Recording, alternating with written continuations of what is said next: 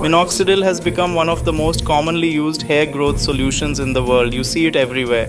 Ads, reels, before after photos. Clinically proven, doctor recommended. Guaranteed regrowth. So people assume it's harmless, like shampoo, like oil. But here's the truth most people never hear. Minoxidil is not a cure, it is not a fix.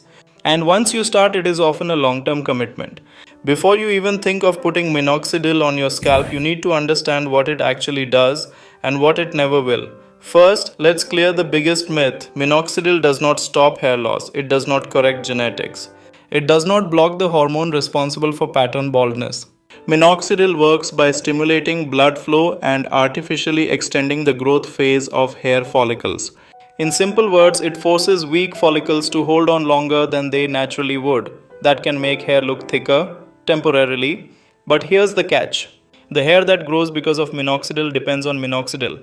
The moment you stop using it, those follicles lose support and shedding begins. For many people, this shedding is sudden, aggressive, and emotionally devastating. This isn't a side effect, this is how the drug works. That's the first thing people regret not knowing. Second, the shedding phase. When you start minoxidil, many users experience what's called initial shedding. Old hairs fall out as follicles reset their cycle.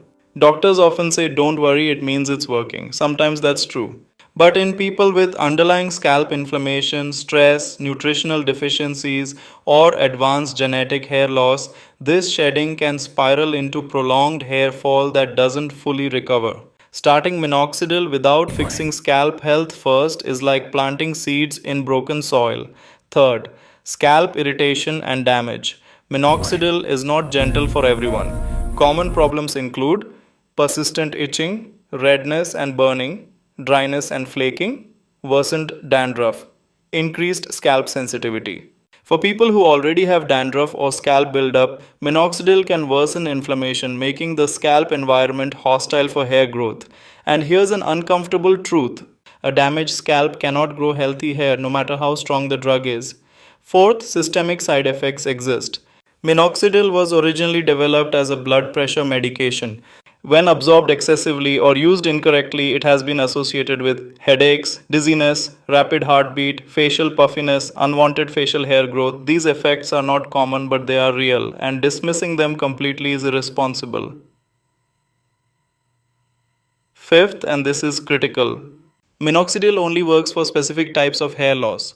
It can help some people with androgenetic alopecia, but it does nothing for hair loss caused by itching, stress or anxiety, hormonal imbalance, iron or vitamin deficiencies, autoimmune conditions, scalp infections. Using minoxidil without knowing your hair loss type is like taking antibiotics without knowing the infection. You might feel like you're doing something, but you're not fixing the cause. So what's the real danger? The real danger is starting minoxidil blindly. People start too early, too aggressively, without diagnosis, without understanding the commitment, without preparing for what happens if they stop. And when they try to quit, panic begins, hair sheds, confidence drops, fear takes over. And they restart, not because it's best, but because they're scared. Now let's be clear, minoxidil is not evil, it is not useless, and for some people it is helpful, but it is not a cosmetic product, it is a medical intervention. If you are not ready for long-term or lifelong use, strict consistency, possible shedding phases, possible scalp irritation, accepting that stopping may reverse gains, then don't even think of starting it. Real hair recovery begins with proper diagnosis, scalp health, nutrition and stress management, understanding genetics, choosing treatment intentionally, not emotionally. Minoxidil should be a last decision, not a panic decision. Because once you start, there is no just trying it, there is only commitment. And you deserve to know that before you put it on your scalp.